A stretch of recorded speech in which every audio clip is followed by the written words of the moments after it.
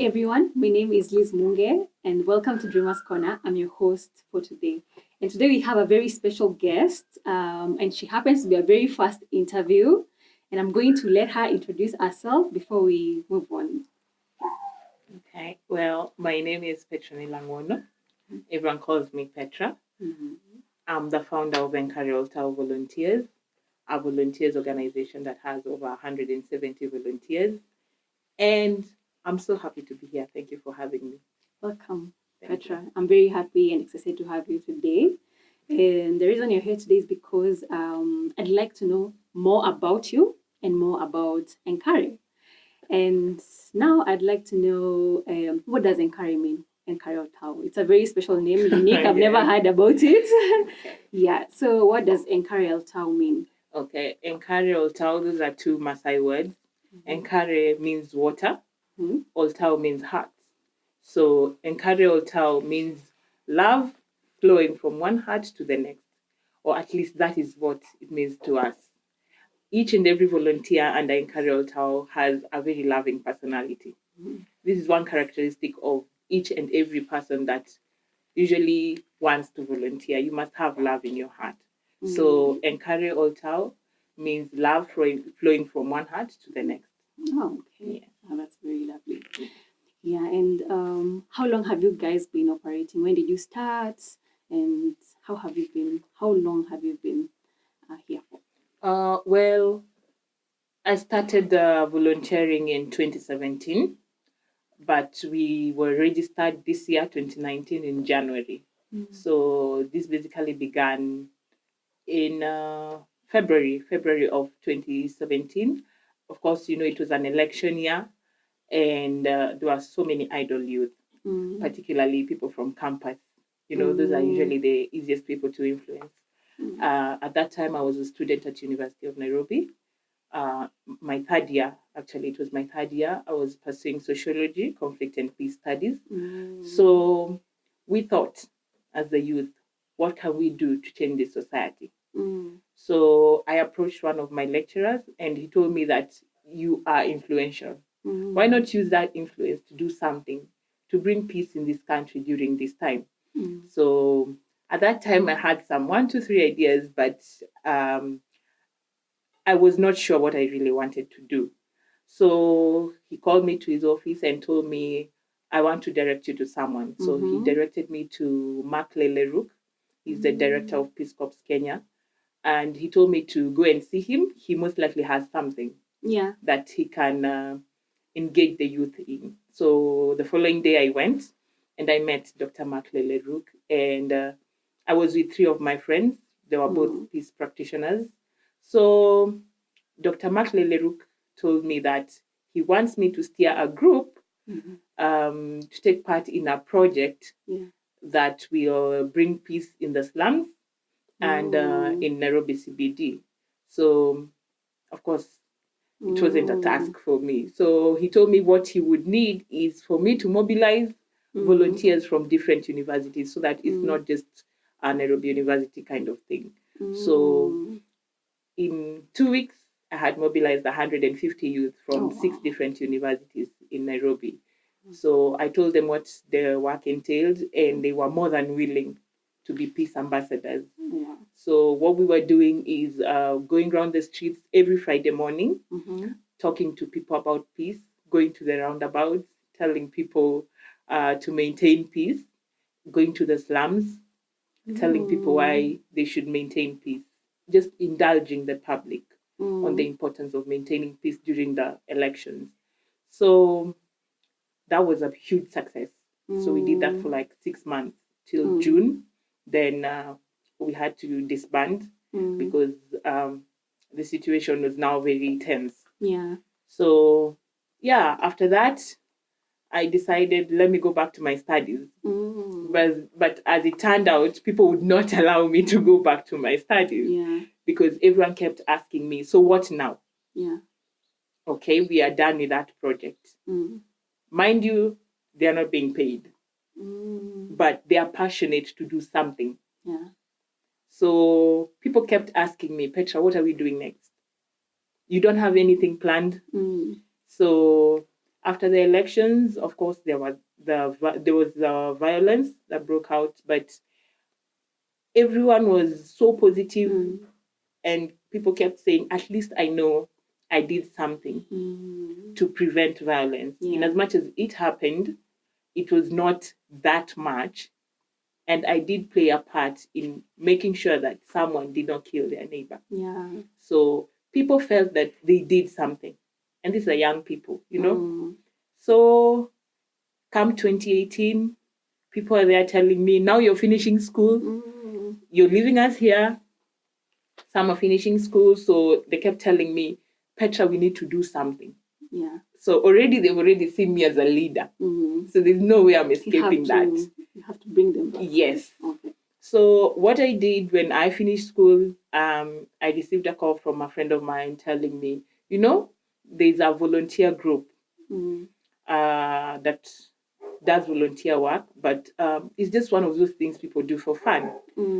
Why not join and see what you can do? Okay. Learn from them. So we were invited for a charity run in Karura, and I went and I observed and I told myself, well, I can mobilize.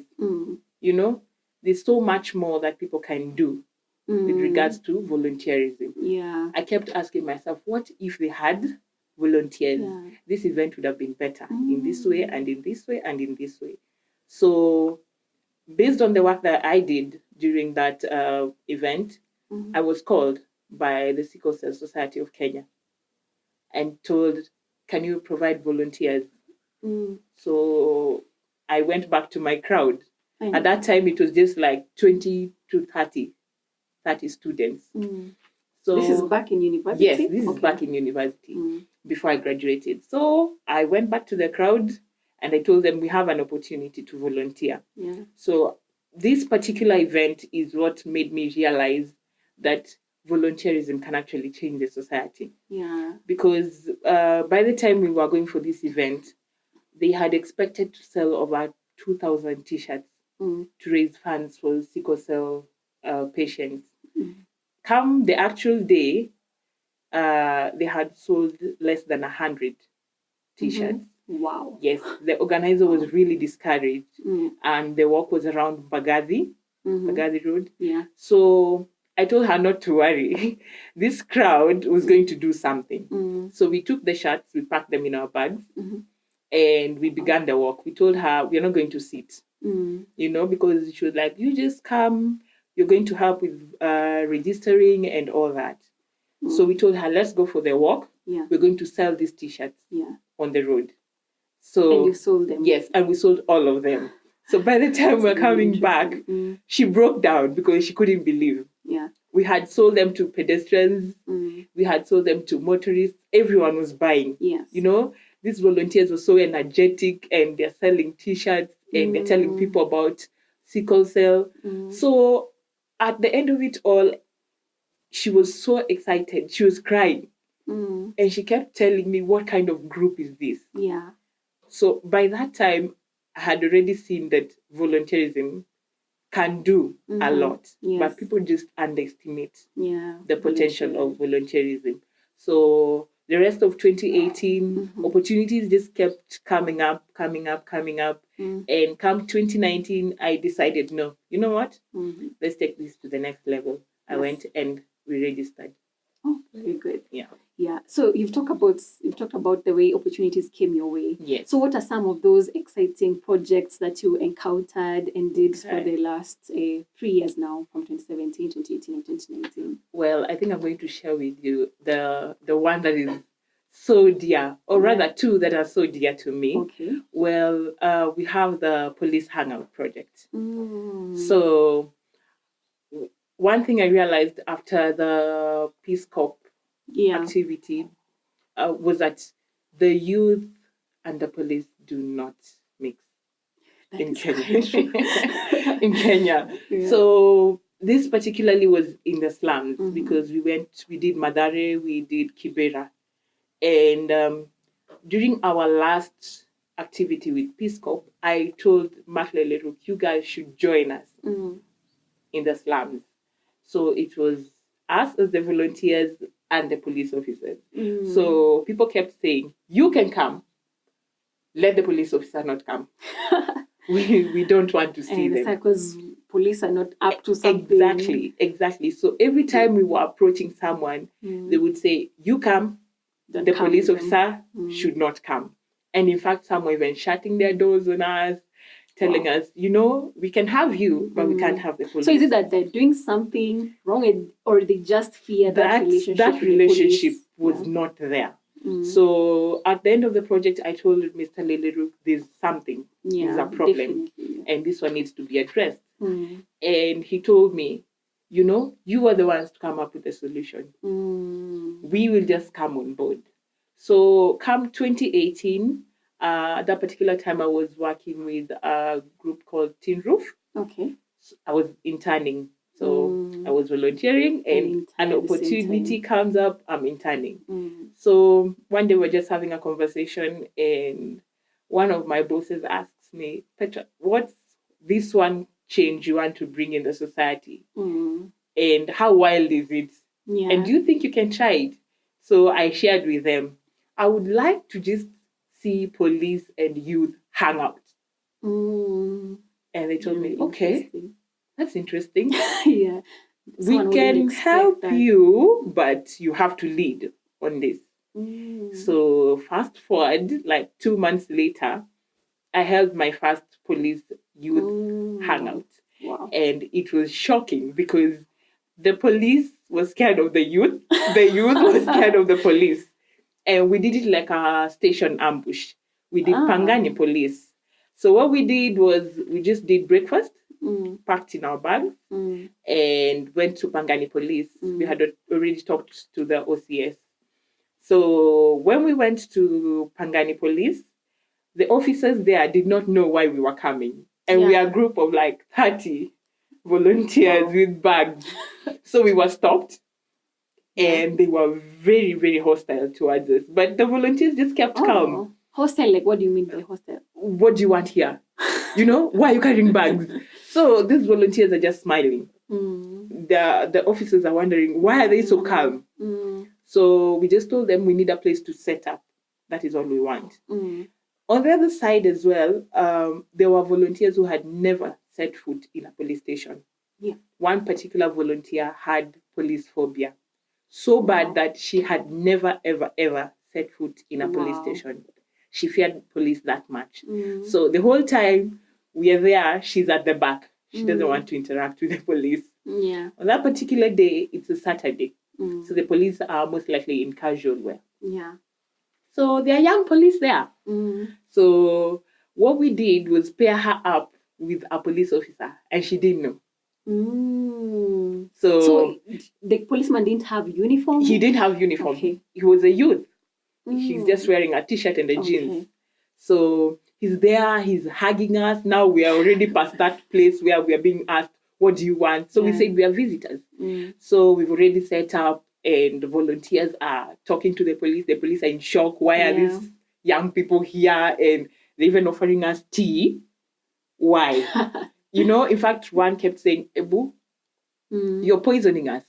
Drink it fast. Oh. So some ended up sharing their tea with us. So we had tea, we had snacks, and the police officers now started calling each other. Come and see. You need to see this. Yeah. These are just youth who have just come to talk. Yeah. And we're not fighting. Yeah. So that right there was a transformational moment for me. And the volunteers just were there. They were open. They were very loving. And the police were like, so they are youth who can converse with us. Yeah. So one actually is the one that changed everything. He was so shocked. He nearly cried. He went out. He bought a box of biscuits. And he said, I have to share this with you. So we kept telling him, no. We are the ones who brought breakfast. Why is it that you're the one who wants to? It's because they've never seen that. They've never seen that. So from that, we learned. The volunteer that was so scared of police realized that she was talking to a police, and she was like, yes. What? You are an officer. But why is it that you're not violent? Why is it that you're not shouting at me? Why is it that you're not pointing your gun at me? So that barrier right there was broken down. And from that, I realized I'm taking this to the next level. I need to break this thought process that police and youth cannot socialize. Yeah. And we've seen the humane side of the police, and the police have seen the humane side of the youth. So currently we've done like 6 police stations, and God willing, we're going to do more. Wow. Yeah. That's very, very good. So we're going to take a very short break. And during that break, I hope you're going to be subscribing, and see you right back in a short while.